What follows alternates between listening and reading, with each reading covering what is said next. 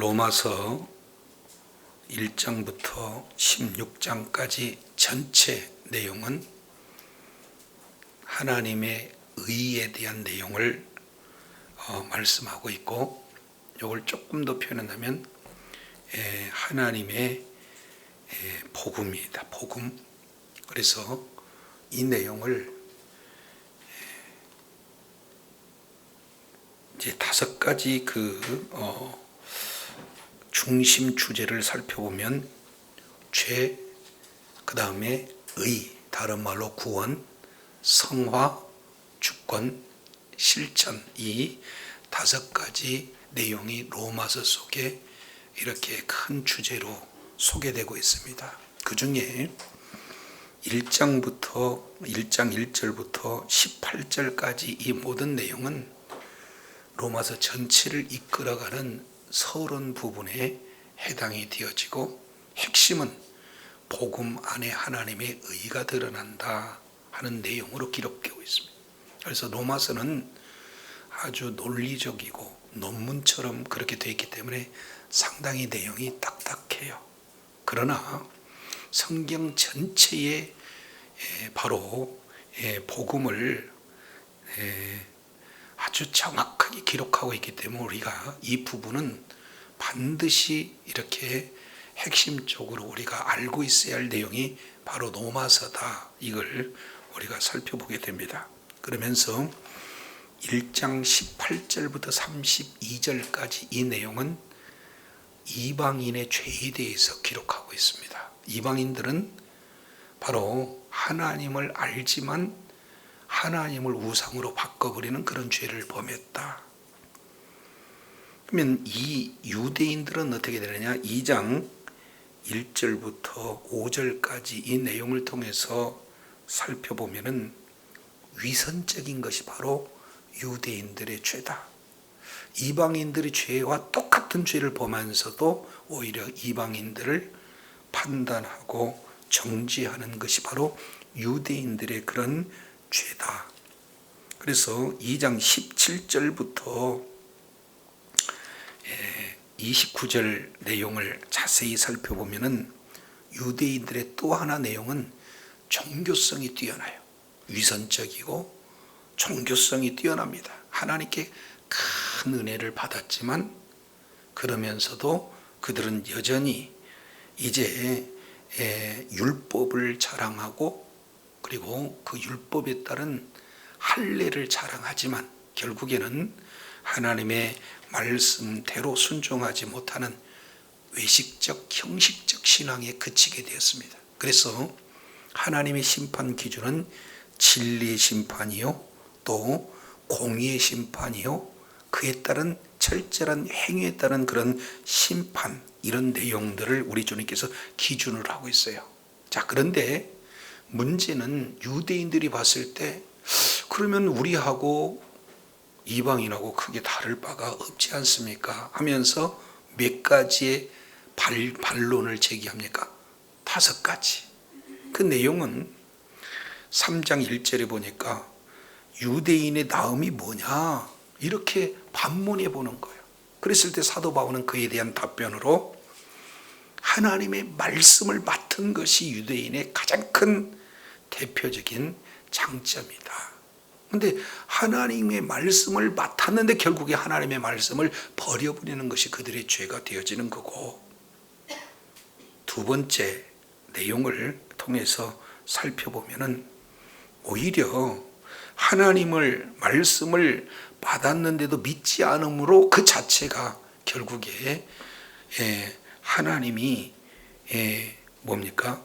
믿지 못할 뿐 아닙니까? 이런 궤변을 털어놓게 되는 거죠. 그거에 대해서 하나님은 참되시지만 사람들은 다 거짓되게 된다 하는 부분으로 이렇게 답변하고 있습니다. 3번째 내용을 통해서 보면 불의하면 할수록, 죄를 지면 지을수록 하나님의 영광이 드러나지 않습니까? 따라서 불의를 행하는 그 자체가 또 다른 편으로 보면 하나님께 영광을 돌려드리니까 오히려 칭찬받는 일이 아닐까요? 이렇게 어거지를 쓰게 되는 거죠. 또 거짓말을 많이 하면 할수록 하나님의 영광이 드러나지 않겠습니까? 이렇게 네 번째로 동일한 부분을 어거지를 쓸 때 하나님께서는 그렇지 않다. 결국 다섯 번째 사도 바울을 공격하는 것은 선을 이루기 위해서 악을 행하자라고 네가 주장하는 거 아니겠느냐 이렇게 얘기를 해요. 이런 모든 내용을 통해서 그렇지 않다. 이런 모든 것들은 정죄받는 것이 옳다. 이렇게 말씀하고 있어요. 한마디로 본다면 목적이 좋다면 과정은 무시해도 되지 않겠는가 하는 잘못된 그런 교리들을 지적하고 있는 모습들을 보게 됩니다. 그래서 이런 부분들을 가지고 3장 9절에 이런 질문을 합니다. 그러면은 어떠하냐? 우리는 그러면 나으냐? 그럼 여기서 우리는 누가 됩니까? 유대인도 아니고 이방인도 아니고 예수 믿는 믿음을 가진 우리들. 그렇잖아요. 그러니까 결국에는 이방인들을 거울로 삼고 유대인들을 거울로 삼고 예수 그리스도를 믿는 믿음을 가졌다는 우리는 그러면은 이방인 나쁘다, 유대인 나쁘다 이렇게 우리 스스로 정죄할 수 있느냐? 결코 그렇지 않다는 거예요. 왜냐하면 유대인이나 헬라인이나 다 어디 안에 있다? 그러면 죄 아래에 있다. 이렇게 이미 판결 끝났어요. 로마서 1장, 로마서 2장 이 내용을 통해서. 그래서 요한복음 8장 34절 내용을 통해서 보면 우리는 죄종이다. 갈라디아서 3장 22절 역시 마찬가지로 모두가 다 죄 안에 놓여 있을 수밖에 없다. 이것이 지금 바로 이미 선언된 그런 내용이다. 이것을 보게 됩니다. 그러면은 아니 유대인도 죄인이고 이방인도 죄인이고 그리고 모든 인류 자체가 다 죄인일 수밖에 없다라고 선언했다면 그 근거가 뭐냔 말이죠. 그 근거를 판결문을 10절부터 18절까지 자세히 조목조목 성경을 들어서 지금 판결문을 이렇게 제시하고 있다. 이걸 보게 됩니다. 거기 한번 볼까요? 첫 번째 10절 기록된 바. 그러면은 성경 어디엔가 기록되어 있는데 이 기록된 내용이 기준이 되어서 모두가 다 죄 안에 있다라고 선언한다는 거죠. 첫 번째 내용을 통해서 보면은 10절부터 12절까지 첫 번째 사람의 성품 가운데 있는 죄를 거론합니다. 그러니까 모든 사람의 성품을 보면은 죄다 이렇게 표현할 수 있게 되는 거죠. 3장 10절 내용을 보면 이렇습니다. 뭐라고 표현하고 있죠? 3장 10절 내용을 보니까 의인은 없나니 하나도 없다. 그러니까 의인은 없는데 한 명도 없어요. 그 얘기는 조금 모순된 내용 같아요. 왜 그러냐면은 욥도 의인이라고도 얘기하고 또 성경에 믿음의 사람들을 의인이라고 표현해야 하네요. 그런데 의인이 없다니요. 이 내용을 시편 14편 1절부터 3절까지 이 내용을 인용해서 의인은 없다, 하나도 없다 이런 내용들을 말씀을 하고 있습니다. 그리고 또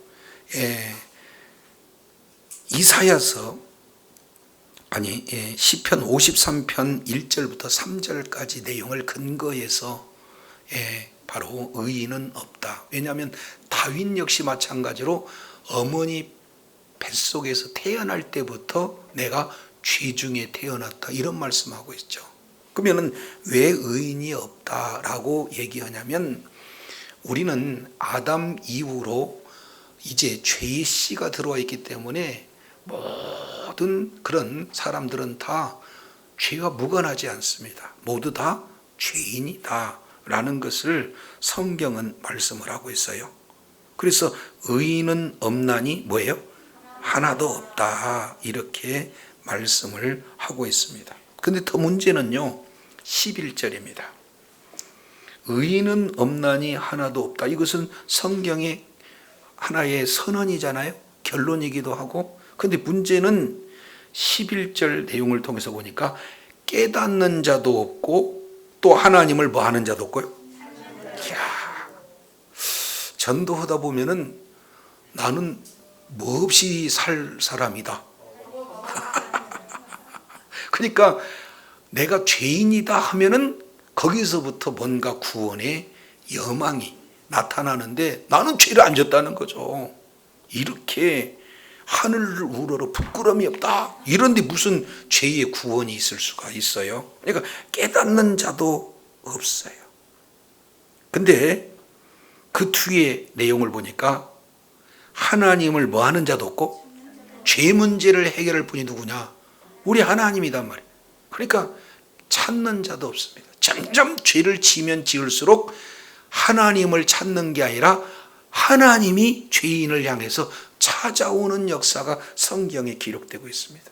자, 창세기 3장 1절부터 6절까지 내용을 통해서 보면은 뱀의 유혹에 넘어가 가지고 선악과를 따먹잖아요. 그랬을 때 하나님과 에덴 동산에서 동행하며 살았던 아담과 하와가 무서워서 어디에 숨습니까? 나무 뒤에 숨잖아요. 그랬을 때 우리 주님이 하시는 일이 뭐예요? 그렇게 하면 안 돼요. 한번 따라합니다. 아담아. 시작. 아담. 아니, 애를 잃어버리면 그냥 찾는 거 아니에요. 그러니까 아담아 하고 우리 주님이 몰라서 찾아요? 내 얘기를 듣고 나한테로 오라 하는 그런 애끓는 하나님의 마음 아니겠습니까? 그래서 이 세상에는 어떤 죄인도 하나님을 찾는 경우가 없어요. 왜 그러냐면 죄는 어둠이기 때문에 빛 가운데 드러날 수가 없거든요. 그러니까 감추고 어떻게든지 숨고 이런 일들이 죄인의 특성이거든요. 그럼에도 불구하고 우리 하나님께서는 찾아오시는, 세상 속으로 찾아오시는 사랑의 하나님인 줄로 믿습니다. 예. 그래서 하나님을 찾는 자도 없다, 이렇게 말씀하고 있어요. 그래서 12절 다 치우쳐 어떻게 해요? 무익하게 되고 전부 다 죄 짓는 일을 자랑하고 죄 짓는 일에 앞서가는 그런 어떤 모습들을 보게 됩니다. 그래서 결국에 선을 행하는 자는 뭐예요? 하나도 없다. 그래서 10절 없나니 없으며 없고 없고 또 없나니 없도다. 반복되는 단어가 뭐예요? 없어요. 없어. 한 사람도 없습니다. 이것을 신학교에서는 뭐라고 표현하냐면 전적 부패, 전적 무능. 다시 뭐라고요? 조금이라도 쓸만한 데가 없어요. 뭔가 구원에 이르는 조그만 실력이나 능력을 갖췄다? 없어요. 그래서 성경의 시편 14편 1절부터 3절 말씀을 근거로 지금 이 말씀 하나하나 이 내용을 잘 이렇게 표현을 하고 있는 것을 보게 됩니다. 그러면은 이렇게 저도 여러분도 하나님께서 찾아오시기 이전까지는 오히려 하나님을 피했고 죄악 가운데 있었으며 깨닫지도 못하고 하나님을 찾지도 못할 뿐만 아니라 선을 행하는 자가 있었다 없었다? 여기서 선이라는 것은 윤리 도덕적 기준에서는 아니에요. 그래서 여기서 선, 그러면 한번 따라하겠습니다. 도부. 하나님이 처음에 하나님의 형상과 하나님의 모양대로 창조하신 그런 상태가 뭐냐면 토부 상태예요. 그래서 하나님이 말씀으로 첫째 날, 둘째 날, 셋째 날, 넷째 날 지으시는 그런 여섯째 날까지 지으신 내용을 통해서 보면은 하나님이 뭐 하기에 좋으셨더라?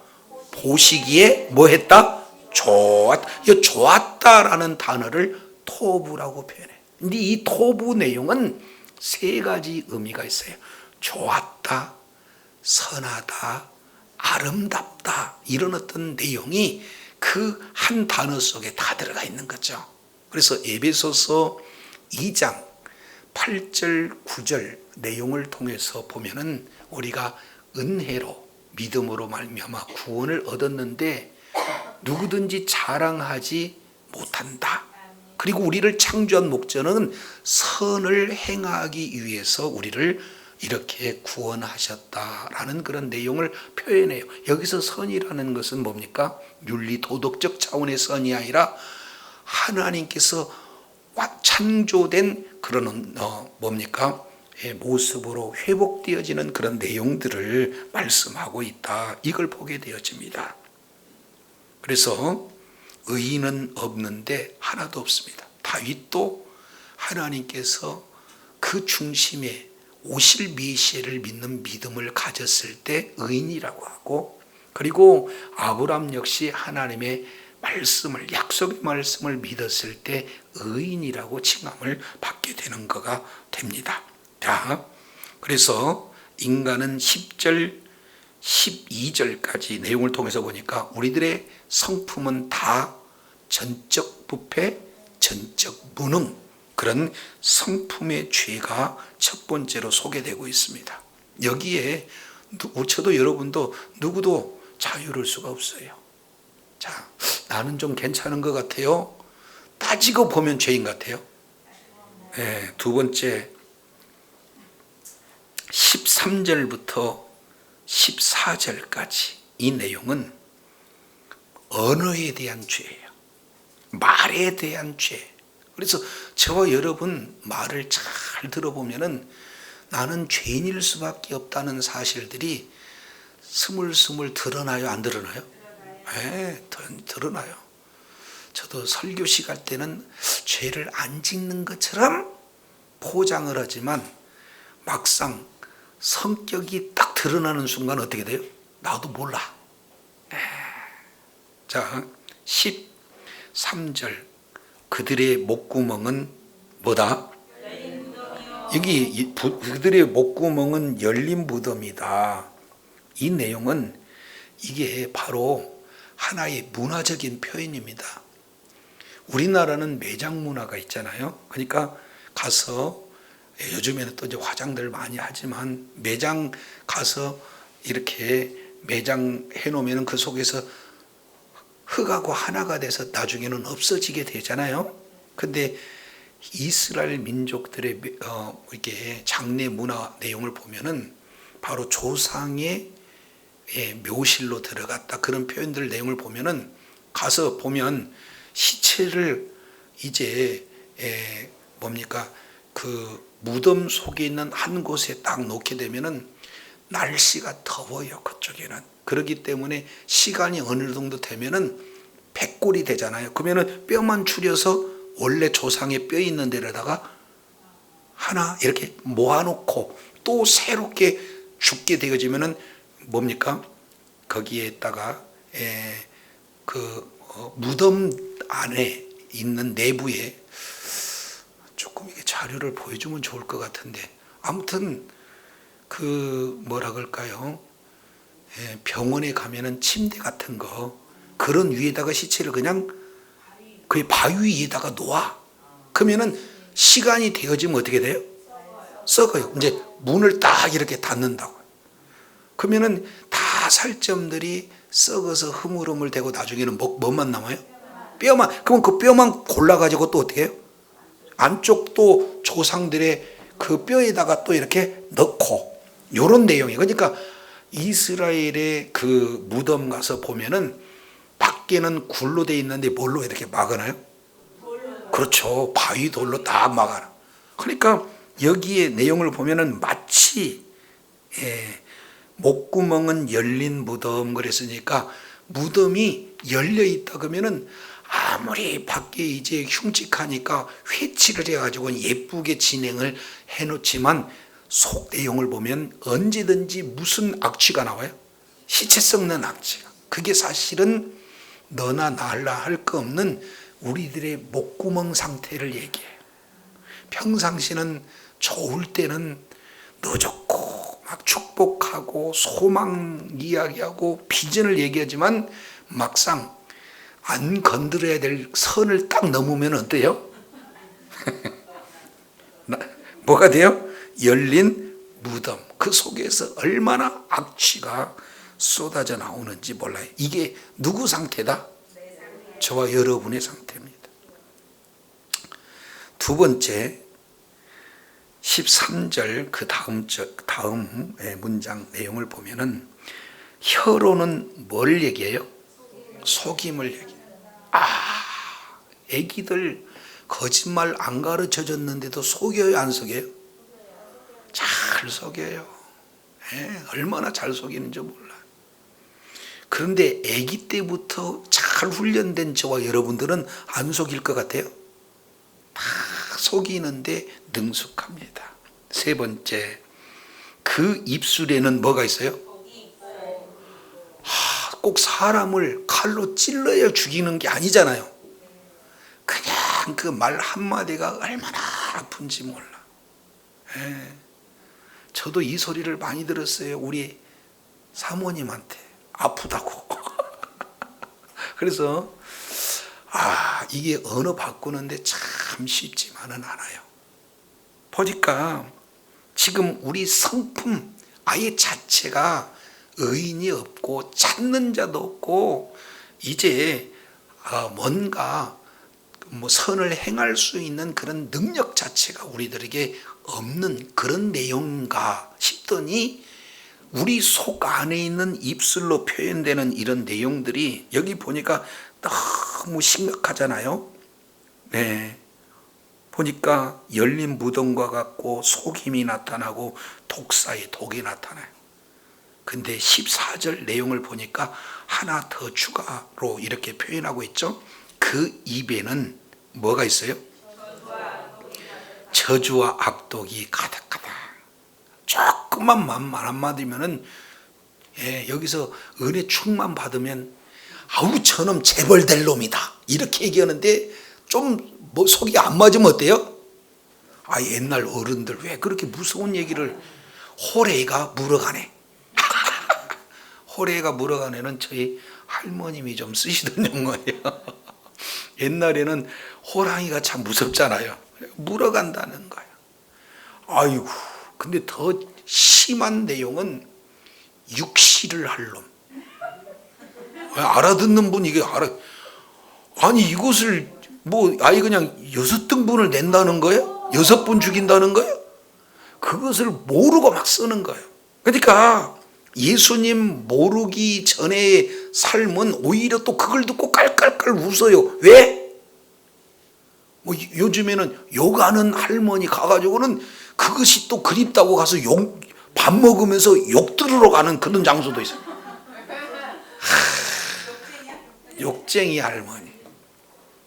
근데 그것은 조금 이제 미화된 그런 어떤 내용이라면 사실은 모든 사람들이 다 어떤 정도의 좀 차이는 있기는 하지만 이렇게 전적 부도의 전적 타락 그런 속에서 나타나는 언어의 그 어마어마한 그런 죄악들을 그대로 보여주는 거예요.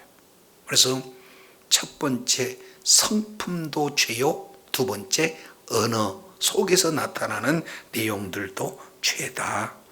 세 번째입니다.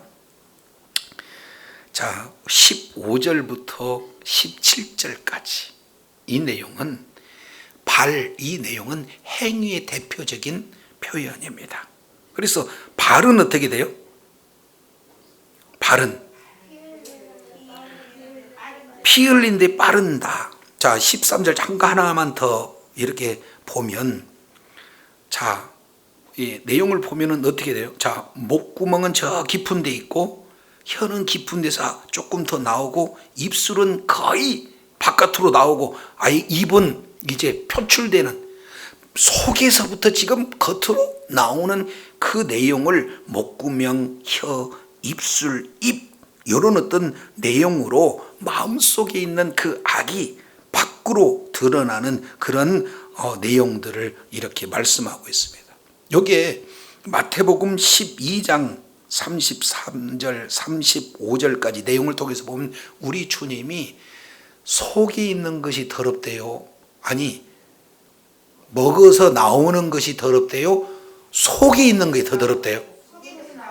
왜 속에서 나오는 것이 더, 지금 이 부분들을 그대로 우리 주님이 표현하고 있어요. 근데 이제 우리들의 생활 속에서 이제 행위로서 지은 죄들을 15절에 이렇게 표현합니다. 그 발은 피 흘리는데 뭐하다? 빠르다. 그러면 결국 우리의 행위는 어떻습니까? 좀 잘못하면 어떻게 해요? 죽이는 쪽으로 가. 죽이는 쪽. 계속해서 사탄의 역사는 어디까지 가냐면은 죽이는 데 쪽으로 갑니다. 그 사탄의 그 본질적인 내용을 요한복음 8장 44절에 기록하고 있습니다. 너희 아비는 욕심쟁이요, 두 번째 거짓말쟁이요, 세 번째 살인자, 이렇게 표현해요. 가장 내면적인 있는 부분은 뭐냐면 욕심이에요. 욕심. 높아지려는 욕심, 하나님이 되고자 하는 욕심. 그 욕심이 골로새서 3장 5절에는 그 탐심, 욕심이 우상숭배다. 가장 본질적인 자리를 갖고 있어요. 그러면 그것을 이루기 위해서 어떤 형태로든지 거짓말을 하고 있는 거죠. 그래서 결국에는 어느 때까지 합니까? 죽이기까지. 그것을 아담과 하와가 선악과를 따먹으로써 가장 적절하게 표현되어지는 그런 어떤 내용들을 우리가 살펴보게 됩니다. 그래서 발은 피 흘리는데 빠른지라. 그래서 16절은 다 같이 한번 읽습니다. 시작.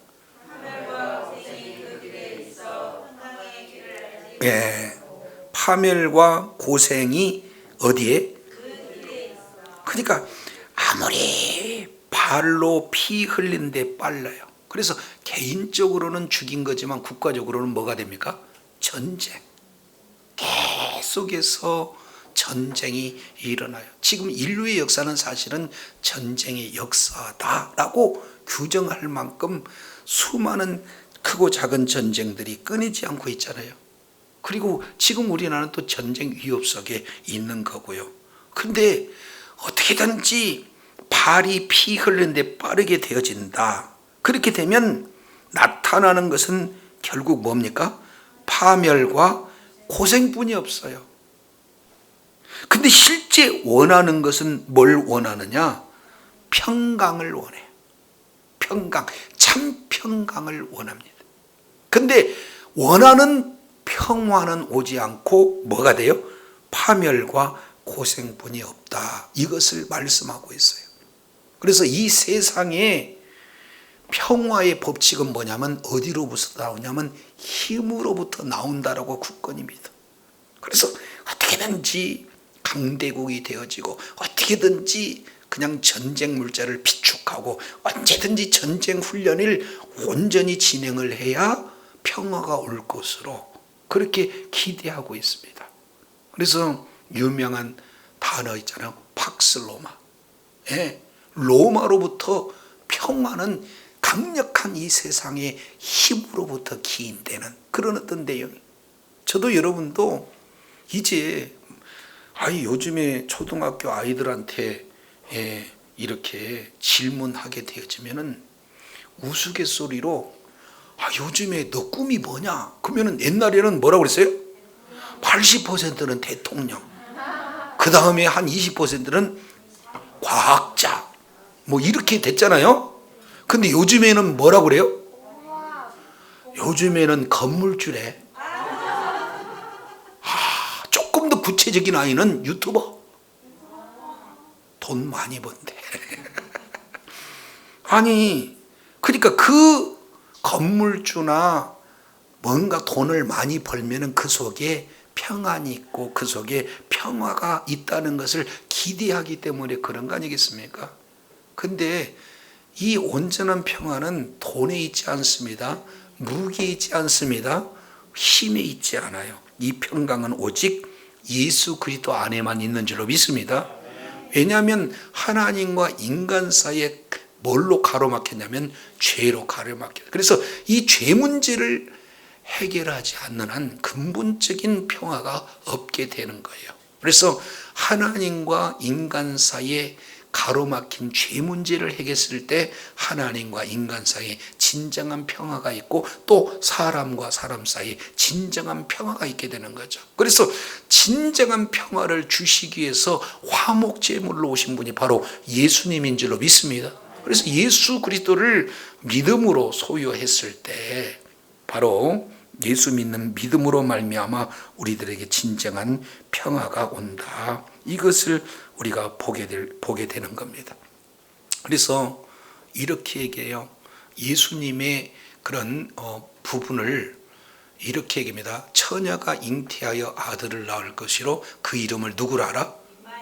임마누엘, 예수라 하라. 그러면은 그 이름을 이사야서 9장 6절 내용을 통해서 보면은 5가지 이름을 기록하고 있습니다. 기묘자, 모사, 전능하신 하나님, 영존하신 아버지, 그 다음에 뭐라고요? 평강의 왕. 이것을 히브리서 7장 1절부터 3절까지 평강의 왕이 메시아다라는 사실을 말씀하고 있어요. 그 이름 속에 평강이 들어가 있어요. 그래서 진정한 평강은 어디에서 오느냐? 예수님으로부터 온다. 이 사실을 모두들 모르는 거예요. 그래서 대부분 성품으로도 죄악이 있고 언어로도 죄악이 있고 모든 뭡니까? 행동으로도 죄악이 있는데 그들의 한결같은 내용은 평화를 외치지만 결국엔 평화를 찾지 못하게 되는 겁니다. 그러면 이 네 가지, 세 가지의 그런 어떤 죄, 성품의 죄, 언어의 죄, 행동의 죄, 이 죄들은 무엇 때문에 이 죄가 나왔을까? 그 죄의 본질적인 그런 원인이 뭘까요? 본질적인 죄의 원인이 뭘까요? 지금까지 17절까지 했으니까 그 다음에 18절 읽습니다. 시작. 뭐가 없다? 이게 얼마나 중요한지 몰라요. 하나님은요, 좋으신 하나님 맞지만 아니에요. 하나님은 사랑의 하나님 맞지만 아니에요. 반절뿐이 우리가 모르는 겁니다. 하나님은요, 가장 먼저 저와 여러분이 알아야 될 것이 뭐냐면은 하나님을 두려워해야 돼요. 뭐라고요? 하나님은 엄청나게 두려우신 분이에요. 이것을 우리가 인식할 때 비로소 신앙의 시작이 되어지는 거예요. 한번 따라합니다. 하나님을 두려워합시다. 하나님을 두려워하지 않는 그곳에부터 시작해서 뭐가 해요? 죄가 이렇게 드러나게 되는 거예요. 이것은 괜찮겠지. 이것은 용서해 주겠지. 이것은 사랑으로 품어주겠지. 아니에요. 하나님께서는 결단코 죄와 함께 하시지 않는 분이에요. 그래서 하나님을 두려워함이 없기 때문에 이와 같은 죄들을 범한다라고 지금 말씀하고 있습니다. 그러니 늘 우리가 하나님 앞에서 하나님께서 이 말을 하면, 이런 행동을 하면, 이런 생각을 하면 우리 하나님께서 반드시 손을 보신다라는 사실을 우리가 두려워 떨는 상태에 있다면 어떻게든지 죄와 멀어질 수 있잖아요. 근데 그 두려운 하나님을 망각하는 순간 우리는 어떻게 되는 거예요? 죄악 가운데로 그대로 나타나게 되어지는 겁니다. 그래서 이렇게 얘기해요. 지혜의 왕이라고 일컬었던 솔로몬은 지혜가 뭐냐? 이렇게 물었을 때 지혜가 뭐라고 그래요? 잠언서 1장 7절 내용을 보면은 하나님을 경외하는 것, 다른 말로 하나님을 두려워하는 것이 지식의 근본. 잠언서 9장 9절 10절 내용을 통해서 보면은 지혜가 뭐냐? 하나님을 경외하는 것이 지혜의 근본, 이렇게 표현하고 있어요. 그러니까 친정코 우리 자녀들이 지혜롭고 저와 여러분들이 삶의 현장에서 꼭 필요한 것은 뭐냐? 지혜입니다. 근데 그 지혜에 대한 내용을 잠언서에서는 가장 강조를 많이 하고 있는데, 그 지혜를 한마디로 표현한다면 하나님을 뭐 하는 거예요? 그럼요, 경외하는 것, 다른 말로 두려워하는 것으로 그 자체가 뭐예요? 지혜로운 그런 자다라는 사실들을 우리가 살펴보게 됩니다. 자, 이제 창세기 39장 이 내용을 통해서 보면 누가 나오냐면 요셉이 나와요. 요셉. 요셉이라는 자가 나오는데, 요셉을 매일 보디발의 아내가 와가지고 뭐 하고 있어요? 그냥 유혹하고 있어요. 그래가지고는 오늘 또 요셉, 내일 또 요셉, 계속. 요셉이 어때요? 이거 주여 이기게 해주시옵소서 기도해다고 이거 이길 수 있어요, 없어요?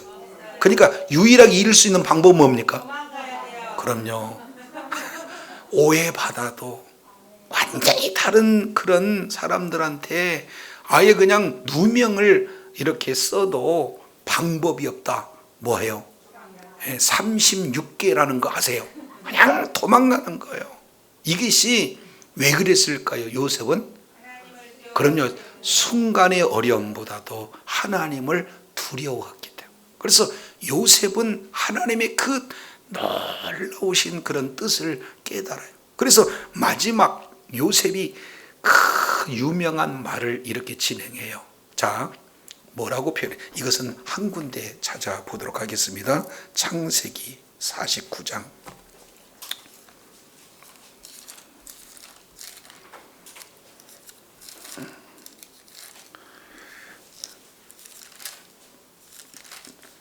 창세기 45장입니다.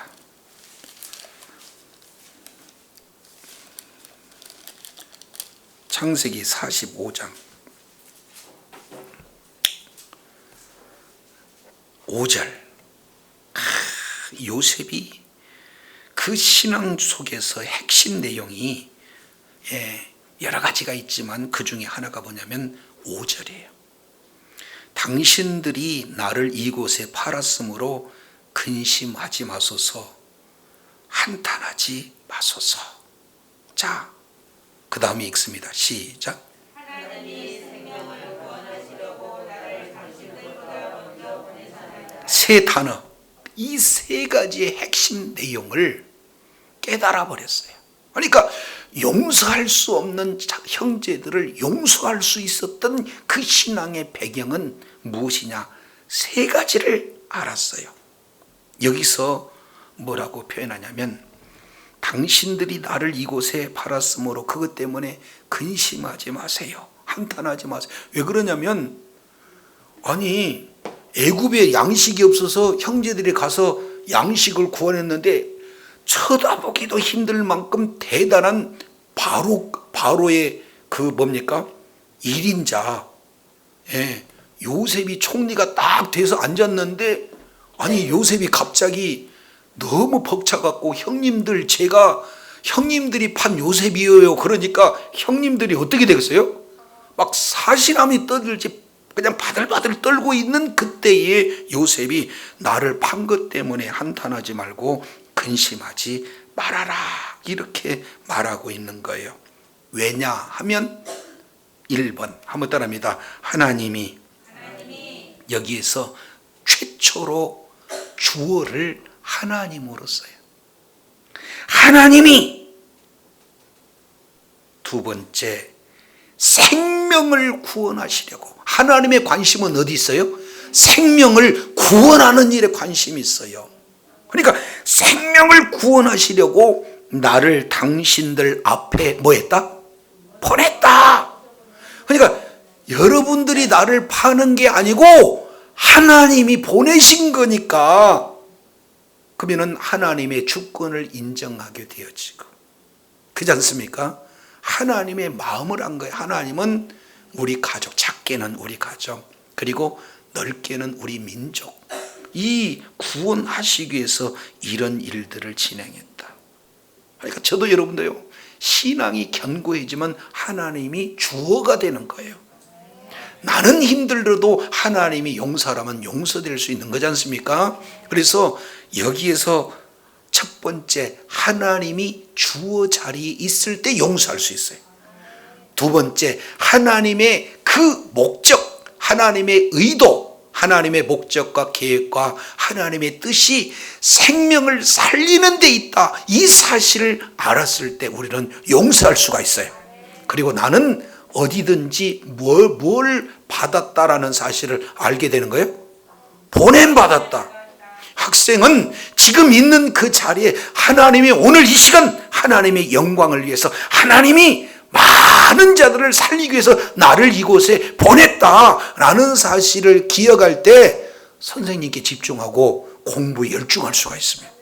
기업인은요, 나를 지금 밥벌이 하기 위해서, 돈 벌기 위해서 이게 보낸 게 아니라 영혼들을 살리기 위해서 나를 사명을 줘서 보냈다는 이 사실을 깨달았을 때 그 속에서 뭔가 세상과 타협하지 않고 최선을 다하게 될 줄로 믿습니다. 우리 역시 마찬가지예요. 생활 속에 바로 설거지하는 그 장소가 하나님이 나를 보낸 장소요, 전도하는 그 장소가 하나님이 나를 뭐하는 장소예요. 그러니까 이런 모든 내용들이 요셉은 끌려갔을 때 알았어요. 하나님의 주권이 무엇인지를. 그러니까 정말로 하나님 중심의 신앙생활을 하게 되어지니까 세상에 억울해도 유혹을 당해도, 그리고 누명을 씌운다 할지라도 하나님의 주권을 인정하는 요셉이기 때문에 그런 것을 보게 됩니다. 자, 그러면서 이렇게 표현해요. 50장 50장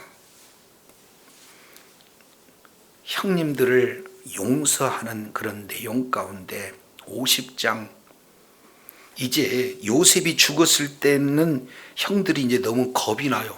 아버지가 살아계실 동안에는 요셉이 저렇게 표현을 잘한 것 같은데 이제 우리를 끝까지 지켜줄 요셉, 아니야, 요셉이 아니고 야곱, 아버지 야곱이 돌아가신 거예요.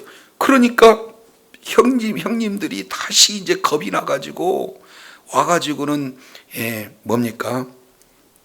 15절에 요셉의 형제들이 그 아비가 죽었담을 보고 요셉한테 혹시 우리를 미워하여 우리가 그에게 행한 모든 악을 다 갚지 않을까 하고 와서 또 용서해달라고 얘기를 해요. 그러니 폭포거잖아요. 하나님의 주권을 인정한 요셉인데, 그래서 18절 이렇게 얘기해. 형들한테 또 친히 와가지고 요셉의 앞에 엎드려 이르되 우리는 당신의 종입니다. 살라고 막 몸부림을 다 하는 거예요. 그랬을 때 요셉이 이렇게 얘기해요. 두려워 마소서, 내가 하나님을 대신하겠습니까? 그렇지 않습니까? 그러면서 20절, 이게 이제 여기 핵심이에요. 여기. 자, 그래서 창세기 1장에서 톱으로 시작해서 창세기 마지막 장 50장을 톱으로 끝나요. 보시기에 좋았더라, 그 좋았더라로 시작해가지고 마지막에 20절 이렇게 말합니다. 당신들은 나를 해하려 하였으나 하나님은 그것을 뭘로 바꿔요? 여기 선으로, 보시기에 좋았다 하는 좋았다 단어하고 똑같은 단어입니다. 이걸 한번 따라하겠습니다. 토브. 네. 그래서 하나님은 그것을 선으로 바꿔서 오늘과 같이 만민의 생명을 뭐하게 하시하렵니라? 그럼요, 생명 구원이 하나님의 뜻이에요. 그래서 사람은 실수로, 잘못으로, 죄악된 행동으로 그런 잘못된 일들을 저질렀지만 그럼에도 불구하고 그 잘못까지도 우리 하나님은 선용해서 선으로 뭐예요? 바꿔 바꾸신다. 하샤바 레토바. 시작. 하샤바 레토바. 한번 따라합니다. 하샤바 레토바. 토브, 그 속에 토브라는 단어가 들어있어요. 그러니까 뭐를 얘기해요? 선으로 바꾸사. 이 내용이 로마서 8장 내용하고 그대로 연결되어지는 단어입니다. 다시 이제 로마서 8장으로 넘어갑니다. 로마서 8장 28절 내용을 통해서 보면은 이렇게 말씀을 하고요.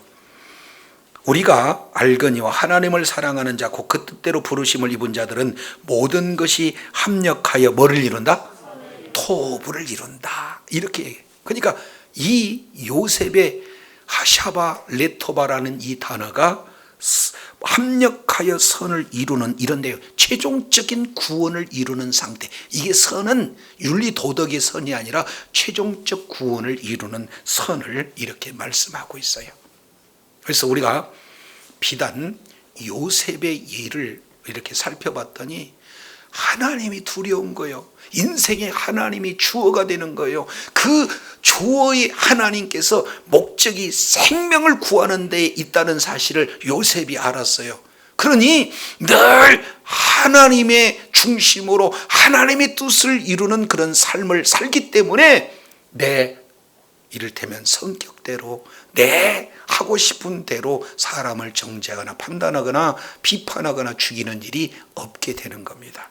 그러니까 가장 본질적인 죄의 그런 어떤 원인은 어디서부터 나오느냐? 하나님을 무서워하지 않을 때.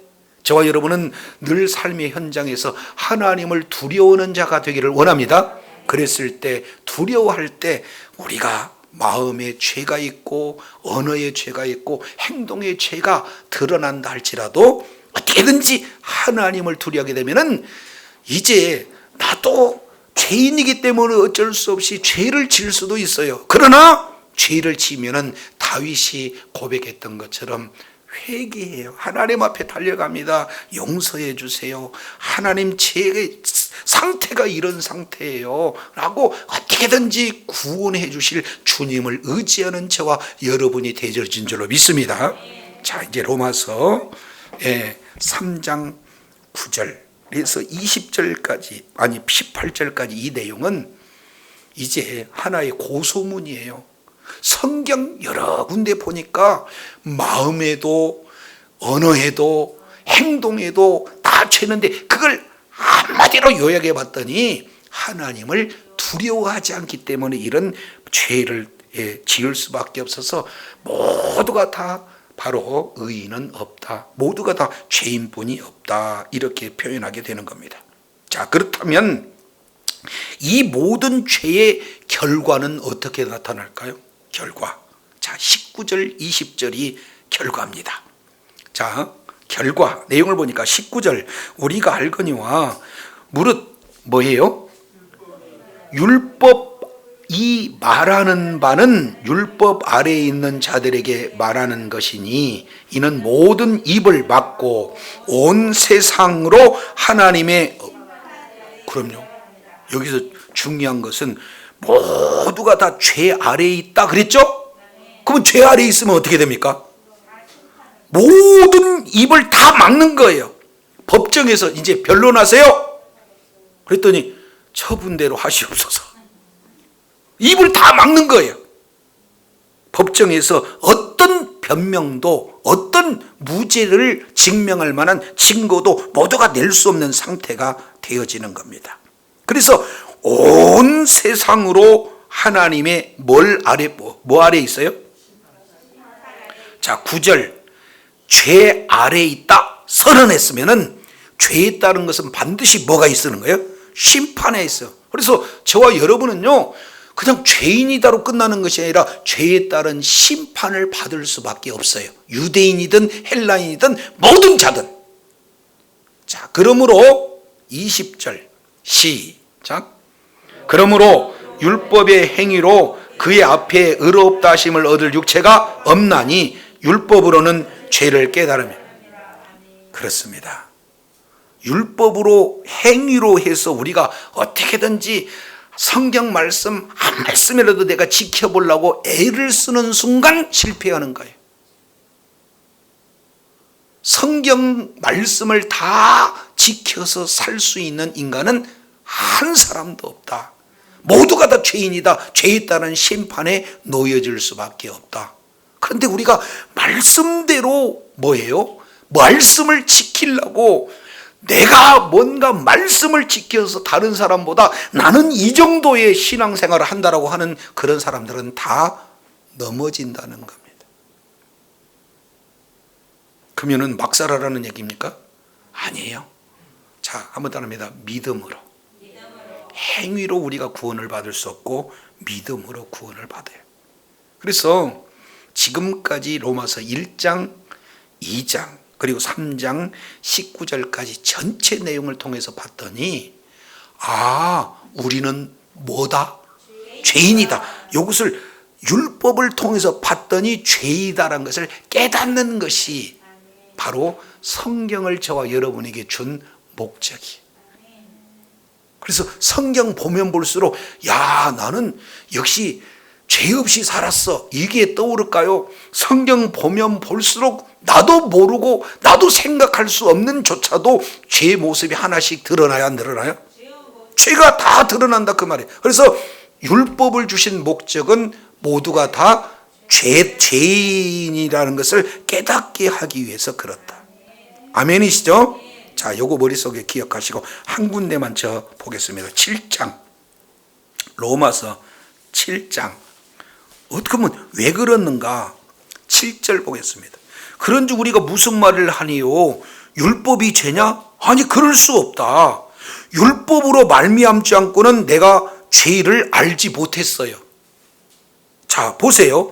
율법이 탐내지 마라 라고 말하지 아니었다면 내가 탐심을 알았어요, 몰랐어요? 율법이 사랑해라, 율법이 도적질을 하지 마라, 이런 내용들로 가르쳐주니까 나는 이렇게 할 수 없네. 이 부분들이 바로 율법을 통해서 우리가 죄를 알게 되는 내용이 되어지는 거죠. 그래서 우리는 율법의 행위로는 절대로 의인이 있을 수 없다. 그러면 저와 여러분은 뭐가 되는 거예요? 죄인. 그러면 죄에는 반드시 뭐가 따르냐면 심판이 따라요. 그러면 저와 여러분 너무 암울하잖아요. 자, 그래서 율법은 두 가지의 기능으로 요약해 볼 수 있어요. 꼭 두 가지다 그게 아니라 핵심적으로 두 가지로 우리가 요약해 볼 수 있는데, 첫 번째 율법은 죄를 깨닫게 하는 기능이 있고, 두 번째 내용을 보면 이제 한 군데 보고 마치겠습니다. 갈라디아서